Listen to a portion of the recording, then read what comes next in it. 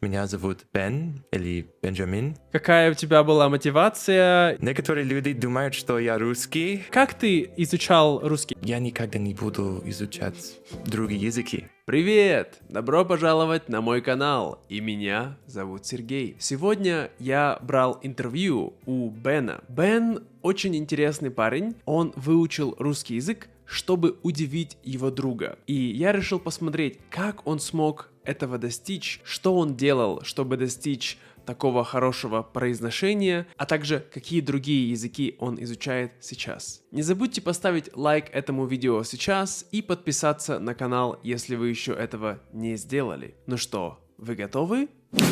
Поехали! Привет, Бен. Привет, Сергей. Очень рад тебя видеть сегодня на моем канале.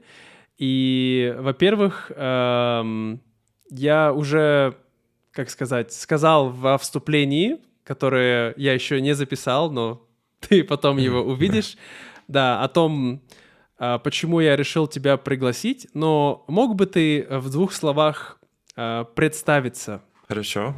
Во-первых, я хочу сказать спасибо, Сергей, за возможность быть на твоем канале. Я очень рад быть с тобой. Для тех, кто не знает, меня зовут Бен или Бенджамин.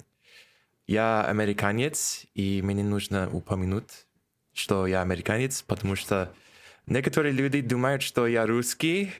Серьезно? Может быть, я выгляжу... Да.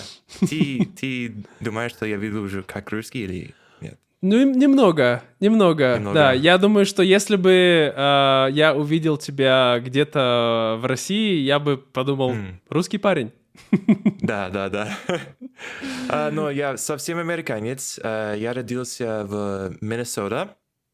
Это находится на севере Америки. Но когда мне было 7 лет, мои родители решили переехать в Айову. И я живу в Айову сейчас. Это не очень известный штат, но мне нравится жить здесь. У меня есть старший брат и близнеца и сестра. И у меня есть собака. И мою собаку зовут Круглолицый, но на английском Chubby. Окей. Да. милый. Прикольно. Да. Слушай, ну здорово. Ну и, во-первых, самый главный мой вопрос, сколько ты уже изучаешь русский? 2 или 3 года назад я изучал полгода. Я интенсивно изучал. Но я давно не практиковал русский язык, поэтому это очень хорошие практики для меня сейчас. Хорошо. И я вообще как узнал о тебе, потому что, друзья, если вы не знаете, то у меня есть стримы, которые я делаю примерно, я думаю, почти каждую неделю. Я видел тебя в комментариях, и потом я решил посмотреть твой профиль, и я узнал, что у тебя тоже есть канал, и я посмотрел твое видео, и я был в шоке. Мне было, я думал, вау, чувак из Айовы, из такого маленького штата, где вообще никто не говорит по-русски, и он так хорошо говорит. В общем, расскажи, пожалуйста, нам твою историю, как ты вообще решил изучать русский, какая у тебя была мотивация, и Хорошо. да. Хорошо. 5 лет назад, во-первых, у меня есть близнеца и сестра. И она работала в парке развлечений 5 лет назад. И в то время у меня не было работы, поэтому она спросила меня: «Эй, ты хочешь работать со мной в парке развлечений? Мы продаем билеты, я работаю с иностранцами, будет очень весело для тебя». И я подумал, почему нет? Но для тех, кто не знает, в общем, у близнецов есть самое собственное хобби, которое им нравится. Моя сестра решила изучать испанский язык, когда ей было 14 лет. И мне очень понравилось играть в баскетбол и в бейсбол. И я думал, я никогда не буду изучать другие языки. Но во время моя вторая года в парке я встретил с людьми из Казахстана. И было очень странно для меня. Я никогда не знал, что некоторые азиаты говорят по-русски. Азиаты по-русски очень странно. И у меня был друг, его зовут Алихан. Очень популярное имя в Казахстане. Да, Алихан. И он всегда начал поговорить на русском и на турецком. И я ничего не понял. Но я хотел изучать немножко и говорить с иностранцами. Вот так. Интересно. Но друг Алихан, он жил в США. Да. Он работает здесь. Хорошо. И за это время, пока ты изучал русский, ты когда-нибудь был в русскоговорящей стране? Я был в Турции, но я никогда не был в России или Казахстане. Нет. Никогда. Интересно. И, как сказать, и когда ты познакомился с этими ребятами из Казахстана, что они делали в Америке? Они просто путешествовали или они там жили? Они работали в парке развлечений тоже. То есть они были как твои коллеги, можно сказать. Да. Окей. Но да, говори. Я заводил друзей из Колумбии, из Турции, из Казахстана, из многих странах. Интересно. Но когда ты говорил, что твоя сестра начала изучать испанский, и ты не хотел изучать никакие языки, потому что, как ты сказал, что у близнецов такая ситуация бывает часто, да, когда один делает одну вещь, другой никогда не хочет делать эту вещь, да, потому что вы хотите как отличаться, да, различаться. Да. Вот. Я думаю, это очень интересно, да, но мне кажется, что если это мальчик и мальчик или девочка и девочка, это сильнее, но если это мальчик и девочка, то... я не знаю, у меня нет брата или сестры-близнеца. Просто такая немного идея. Хорошо, расскажи, но как ты изучал русский? Как ты начал изучать? Что ты делал? Какой был твой метод? В то время я только знал английский язык. И, конечно, я решил начать из самых сложных языков в мире. Конечно, да. Конечно. И, я хотел привыкнуть к звучанию этого языка. Звучанию. Звучанию, да. Спасибо. Поэтому я слушал аудиоуроки по русскому языку, пока я гулял на улицу. А потом после этого я встретил с преподавателем из Казахстана. И я практиковал с ней 2 раза каждую неделю. Хорошо. И преподаватель, она жила в Казахстане? Да. Ага. Хорошо. И что я хотел сказать? И ты, говоришь, слушал аудиоуроки. А можешь сказать, где эти аудиоуроки были? Я использовал приложение, называется Pimsleur. Я Очень слышал. полезный. Я слышал об этом. Некоторые мои студенты тоже используют Pimsleur. Вот. А ты смотрел какие-либо YouTube-каналы или нет? Или ты просто... Я не хочу, как по-русски мы говорим, я не напрашиваюсь на комплименты, но...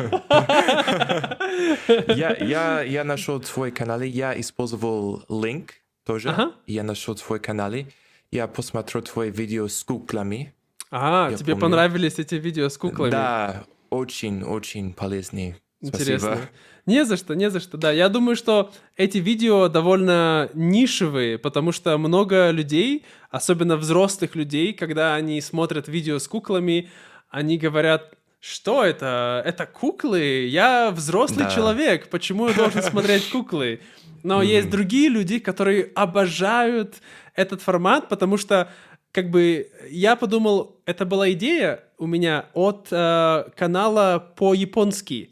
потому что я изучал японский, и эта девушка, она тоже использовала две куклы, и я подумал, я тоже могу так сделать. Вот, да. Но были какие-то другие каналы, которые тебе помогли, как Russian with Max или Russian Progress? Ты слушал? Я слушал музыку на русском немножко. Есть артист, называется Дора. О, боже мой, серьезно, Дора? Да. Я знаю, что чувак из канала Language Simp, ты знаешь его? Я знаю. Ты знаешь эту историю, когда он делал стрим, и он говорил, что он не будет как останавливать стрим, пока Дора ему не напишет, да? И она написала, реально, это было сумасшедшее, да, он сумасшедший парень. Вот. Но интересно, но как ты думаешь, для многих американцев, особенно те, которые никогда не изучали другие языки, русский сложный язык. Ты можешь сказать, для тебя это было сложно? Или, по сравнению с другими людьми, с кем ты разговаривал, это было не так сложно? Как ты думаешь? Да, очень сложно. И я думаю, что слишком внимание к грамматике отпугивает людей от изучения русского. Я только сосредоточился на словарном запасе. Этот очень важный. И я думаю, что это лучше говорить с ошибками, чем не говорить вообще. Например, на YouTube есть YouTube-канал, называется Bald and Bankrupt. Он англичанин, и я очень им восхищаюсь, потому что он говорит по-русски без страха делать ошибки, и это очень важно. Ты прав.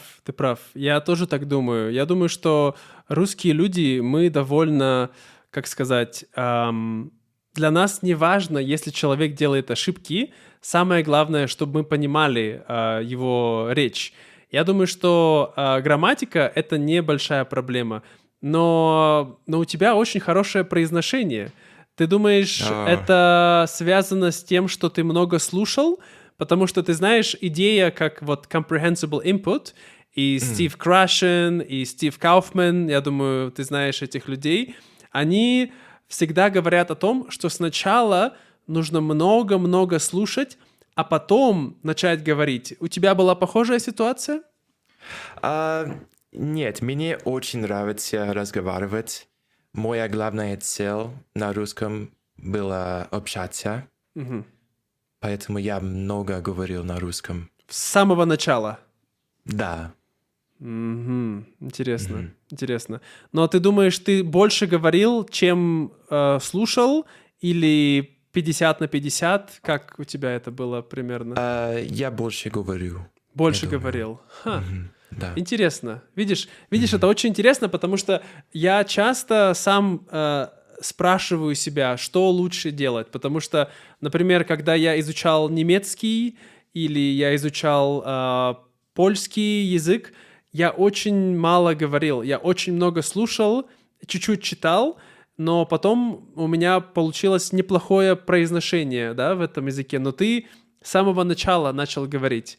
Это интересно, да, это немножко идет, как сказать, не то что против, но не так, как вот эти люди пропагандируют этот метод, эту систему.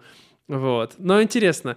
И ты живешь в Айове, да? И сейчас как часто ты общаешься с людьми по-русски там? На самом деле, зимой я изучал не вьетнамский язык, тайский язык. Тайский?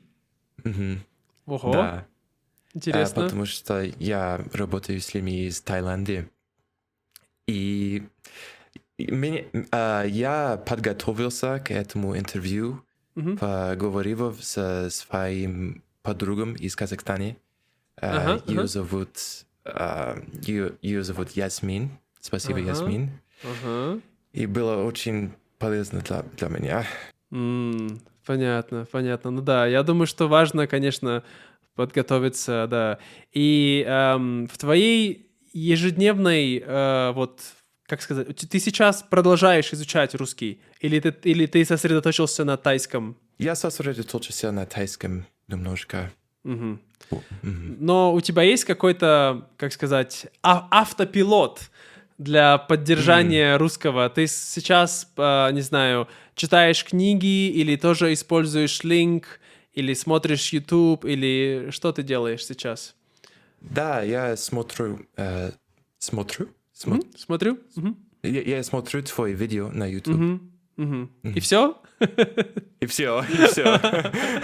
Просто, ты знаешь, многие люди говорят про так называемое intermediate plateau. Ты слышал про эту вещь? Вот. Да, потому что у тебя хороший уровень, но очень трудно расти дальше. Да, но в то же время это зависит от цели. У тебя есть какая-то цель в русском языке? Ты хочешь достигнуть, не знаю, говорить, не знаю, читать Достоевского, Пушкина, не знаю, вот. Да, я думаю, что, например, когда я потусовался с своими друзьями в Турции, я много улучшил свое знание турецкого языка. Но сейчас я только говорю с людьми здесь, в Америке. У меня нет возможности говорить на русском. И я думаю, что это очень важно заводить друзей с носителями языка. Конечно. Так что ты можешь говорить с ними онлайн. Да, действительно. Ты знаешь, у меня была такая проблема, потому что я пытался использовать вот эти приложения, типа как HelloTalk или Tandem, и иногда я находил людей, с кем говорить, но никогда мы не говорили долго, понимаешь? Может быть, потому что тебе нужно найти кого-то, как сказать, который реально может стать твоим другом, понимаешь? Вот. То есть, например, по-польски у меня есть очень хорошая подруга, и я думаю, что именно благодаря ей я смог улучшить мой польский намного быстрее, чем любой другой язык, потому что мы очень хорошо друг друга понимаем, нам нравится разговаривать.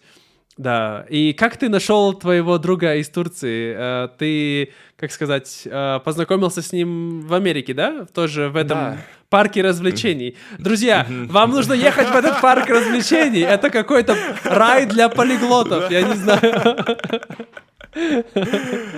Это Диснейленд? О, нет, это маленький.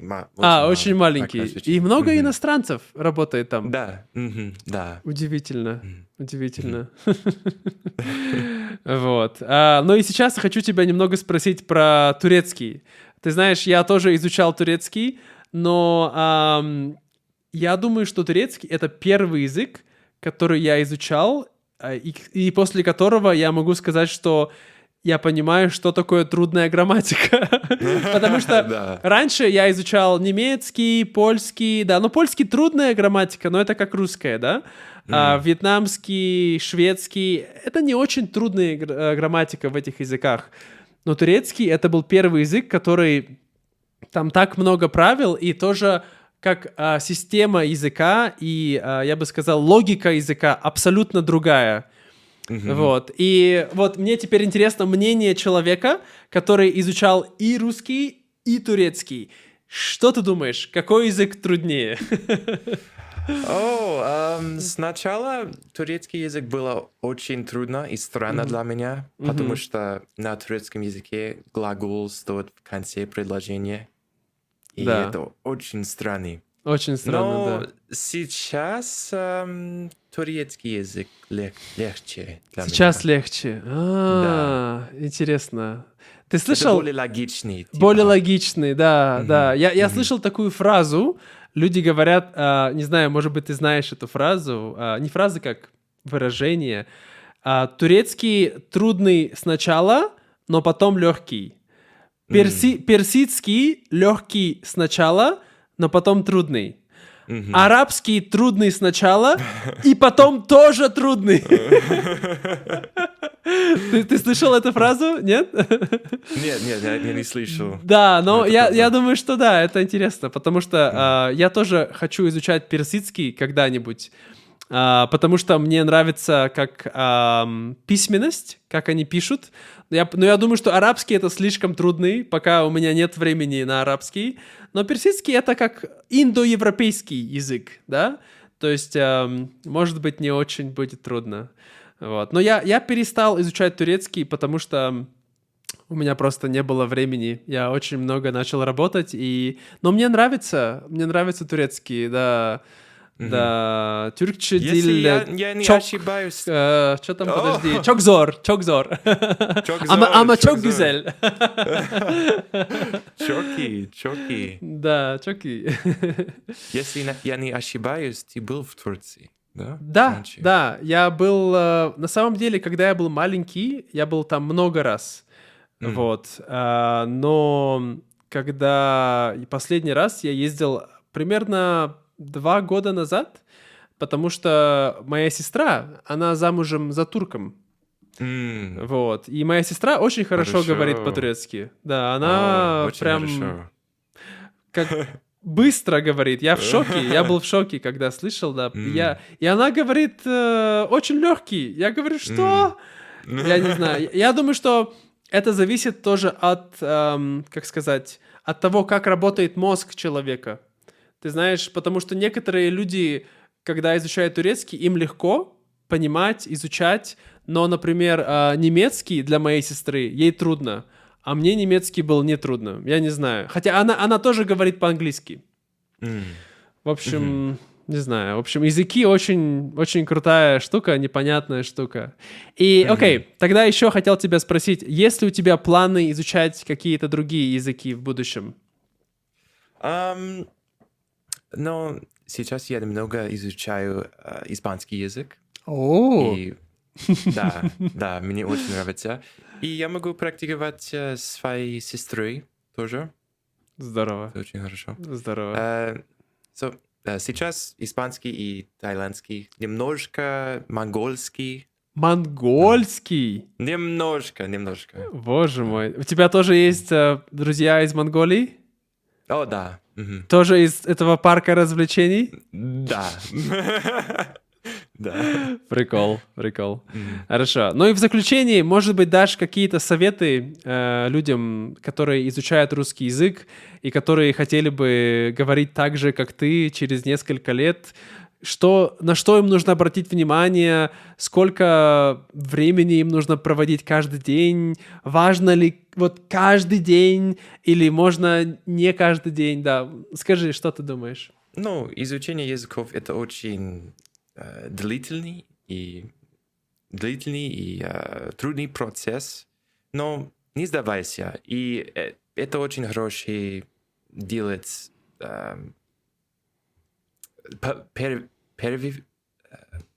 breaks. Перерыв. Делать перерыв очень, очень хороший, да. Хорошо. Но вообще 5 минут или 25 минут не имеет значения. Just только изучаешь. Только продолжать, да, изучать каждый день. Продолжать. И я думаю, может быть, как находить то, что вам интересно, то, что вам нравится, да? Я думаю, это очень важно. Потому что, например, когда я изучал... Какой язык? Когда я начал изучать вьетнамский, мне было очень трудно, потому что я не мог найти контент, который мне интересен был. Понимаешь? Хотя я живу во Вьетнаме, но я не мог найти. Сейчас есть больше контента. Я вот начал читать комикс по-вьетнамски. Это японский комикс, но манга, да. Но это очень хорошая вещь, потому что когда ты читаешь комикс, ты как бы понимаешь контекст, да, что происходит, да, и даже если ты не понимаешь всех слов, то, я думаю, да, читать книги — это трудно. Ты читал книги по-русски или нет? Немного. Гарри Поттер? Нет. Нет? Потому что это, я думаю, очень популярно среди моего поколения читать Гарри Поттера, когда ты изучаешь новый язык. Вот. На самом деле, у меня есть русская литература, Достоевский, но это Вау. на английском. Окей. Может быть, По-английски. однажды я могу читать на русском. Не знаю, но... Достоевский, я думаю, это как финальный босс, понимаешь? Да. Это потому что Достоевский даже для русских, он трудный, понимаешь? Я думаю, Чехов, если люди хотят читать классическую литературу, я бы рекомендовал Чехова, потому что Чехов короткие истории, не очень трудные. Чехов, потом, может быть, Толстой. Толстой не очень трудный, да. Но да, Достоевский это... Да, у него интересные идеи, но очень... Он, как сказать, он философ, но не очень хороший писатель. Понимаешь, о чем я говорю? То есть его, да, как сказать, его... Я по-русски не знаю, как сказать. Да, его... Видишь, я сам забываю русские слова, потому что мало говорю по-русски. Да, его способ, как он пишет, это не очень элегантный, скажем так. Вот. Ну хорошо, я думаю, что это хватит на сегодня.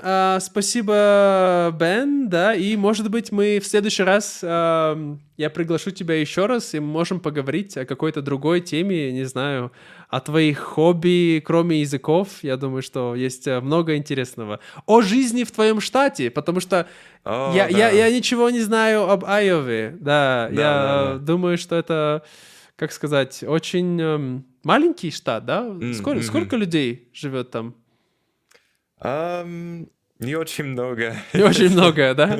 Да. Я думаю, как, может быть, население всего штата, это как, не знаю, маленький, как район в Калифорнии там, да? Да. Может быть, да. Ну, хорошо. Желаю тебе спокойной ночи. У тебя или доброе утро, я не знаю. Доброе утро. Да, и до скорого. Пока, друзья. Это все на сегодня. Спасибо вам, друзья, что смотрели это видео. Надеюсь, оно вам понравилось. Напишите в комментариях, какие у вас есть еще вопросы для Бена, и обязательно подписывайтесь на его канал. Большое спасибо для всех моих патронов на Патреоне. И не забывайте, мои все транскрипции сейчас абсолютно бесплатные. Отдельное спасибо моим супер патронам, таким как Джоэл, Джефф, Джош, Лиз, Холли, Андрея, Майкл, Веро, Брюс Ли. Благодарю вас. До скорого и пока-пока.